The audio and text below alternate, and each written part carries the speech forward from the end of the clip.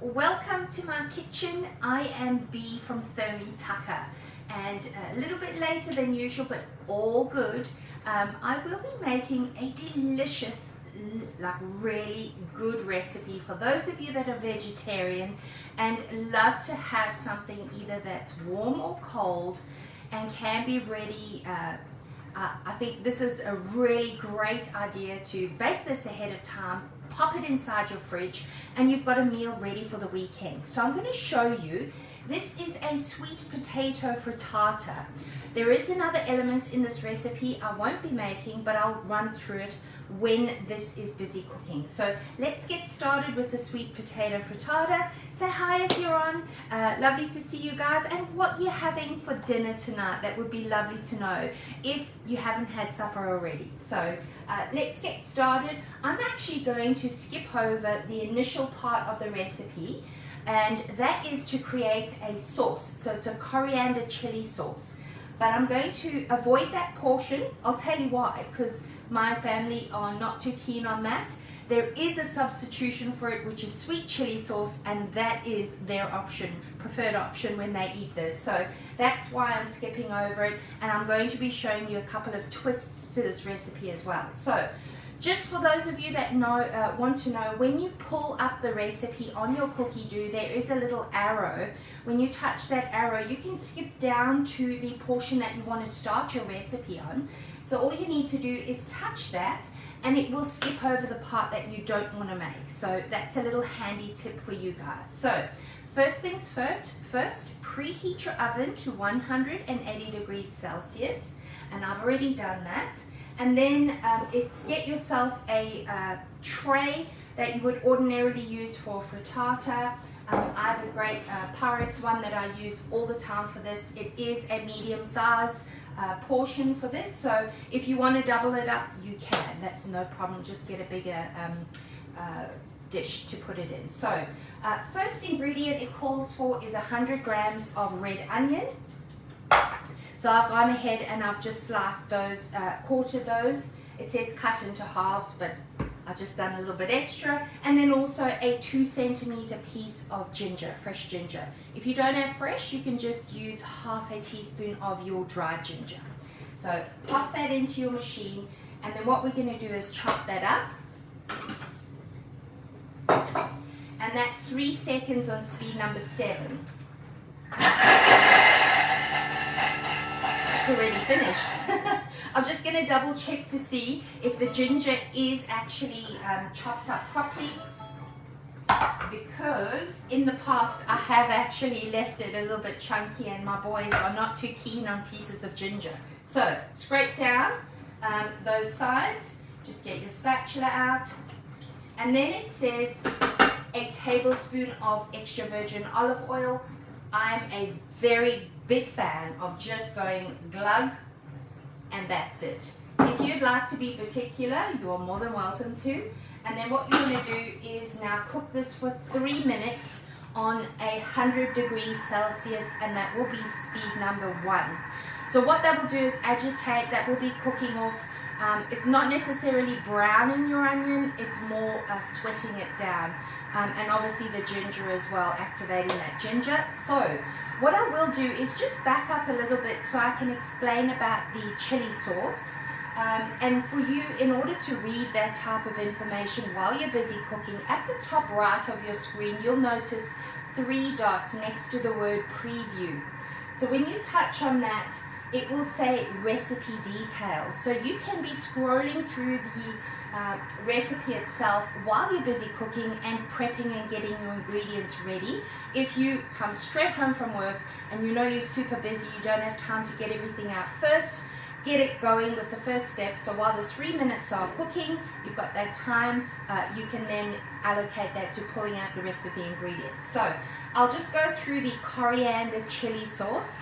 So that's the reason why my family are not fans of that one. I have made this dish a couple of times, but they don't like the chili sauce because it has coriander. So I'll just run through. It's basically a clove of garlic and fresh green chili or fresh red chili, whatever your option is. If you want less heat, all you need to do is just remove those chili seeds A great little tip, a customer said to me last night that her fingers were burning when she was cutting some chili, so a great tip is to put on a pair of disposable kitchen gloves, just so that it doesn't have contact with your skin. So if you need to prep that and take out the seeds, that's how you do it.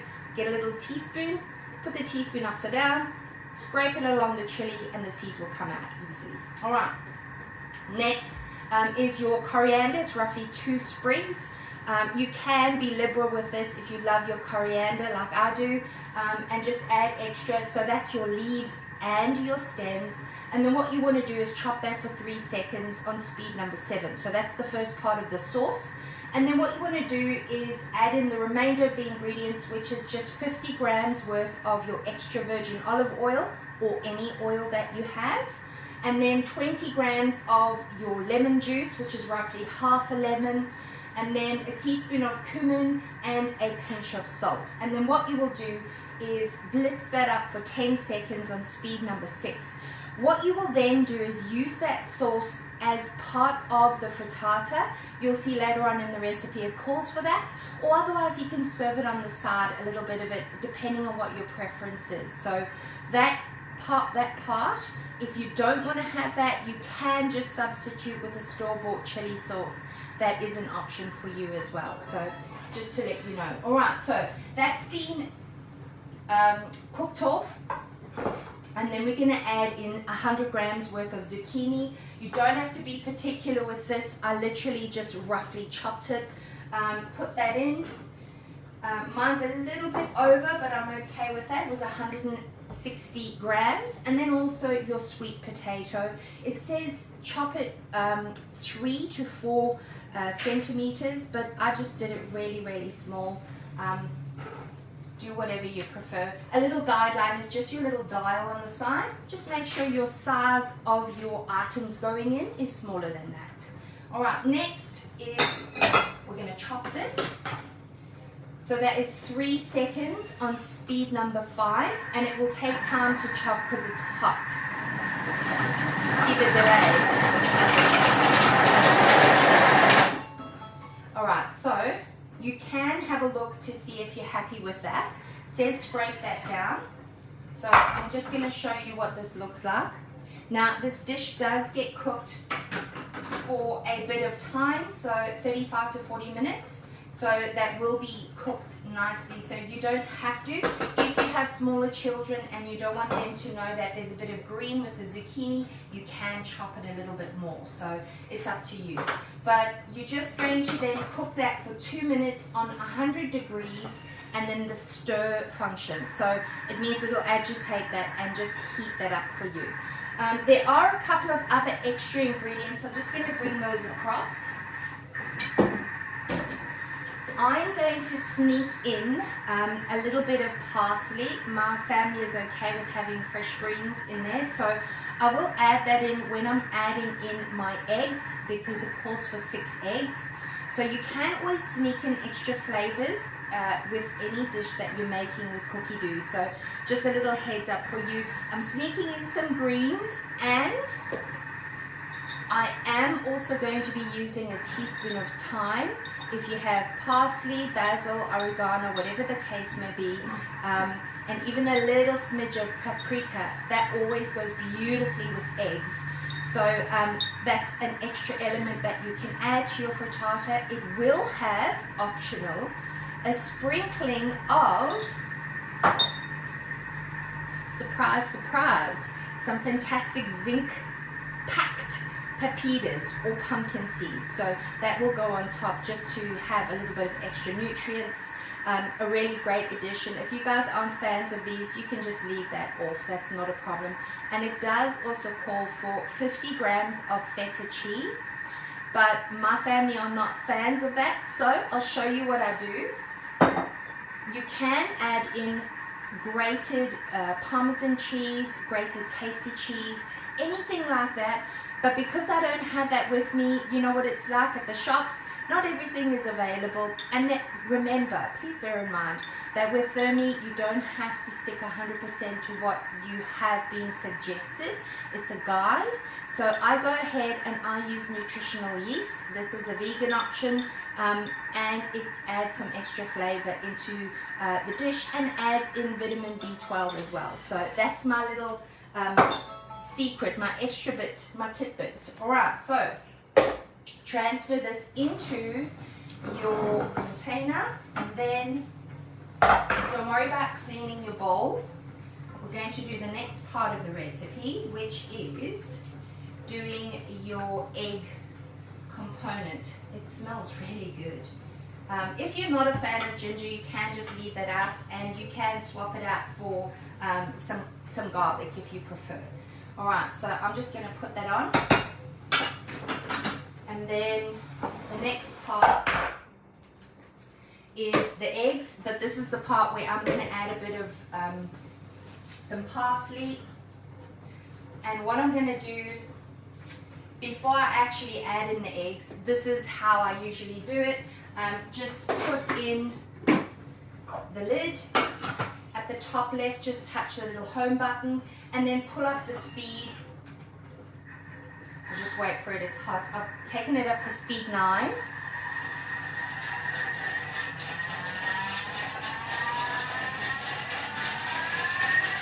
So it's taking time to get there because of the heat. All right, that's 10 seconds. You'll start to cook with your ears when you have a Thermomix. I don't know if you heard, but at that point there was nothing touching those blades, so that's what it looks like. And then go back at the top left hand side to the little green bookmark, and that will take you exactly to the spot where you went out of that recipe. So here we go. You see my secrets on how I get extra greens into my family's bellies. All right, then what we're going to do is add in 6 eggs. 6 whole eggs. I've gone ahead and removed those earlier on. Then a teaspoon, like I say, the thyme, I'm going to add that in. And then it does actually call for a teaspoon of ground sea salt. But whenever, if you have a wet mixture, always make sure you just use your vegetable stock. And I use a bit extra because my family love their salt. And I use really good quality salt.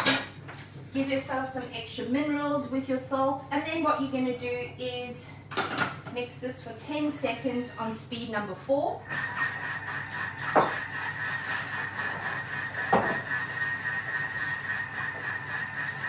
And then the next part is the cheese portion, but that's where I'm going to add that nutritional yeast. So it says transfer it into a prepared tin and mix that with your sweet potato, and then it says add in the chili. But what I'm going to do, I'm going to add in most probably 3 of these tablespoons of the nutritional yeast. All right, and do a very quick blitz. So I'm just going to touch the home button, and I'm going to blitz this up to speed 9. That's fine, just a second of that. And it says then just put that in and drizzle your sauce with it and crumble the feta cheese over. So if you're using the feta cheese, that's exactly what you need to do. Just make sure that is distributed over the top. And then you're going to use 20 grams worth of your pepitas or your pumpkin seeds. So I don't worry about that because it's going to land up being roasted on the top anyway. So let me just pour this in. Make sure this is distributed amongst your sweet potatoes. And then just put the pepitas on top. And if you have a look what the rest of the recipe says, it says bake that for 30 to 35 minutes or until golden brown. So just have, bear in mind everybody's oven is very different, and you might need to add a little bit of extra time onto that or less. So I just sprinkle over a bit of these. Like I say, if your family aren't fans of them, don't worry about it, but we love a little bit of crunch. So All right, so that's basically it. I will pop that into my oven. Once that's done, you bring that out of the oven and you cool that for 15 minutes. If you love to have your frittata cold, just make sure the steam has been released from your frittata, and then you can put it back into the fridge and put a covering over that, so that when you're ready to eat it, you can just pull it out the oven and reheat it if you want to, or serve it cold with a beautiful salad. So that is the dish. Super easy, not too complicated. If you have any questions about this particular recipe, please feel free to let me know, or any substitutions that you may want to try with this one. So I'm always happy to help you. If you have any queries about your machine, your Thermomix, please get in touch with me. I am Bea from FRITTATA, and hope you have a fantastic day, what's left of it. Take care. Bye.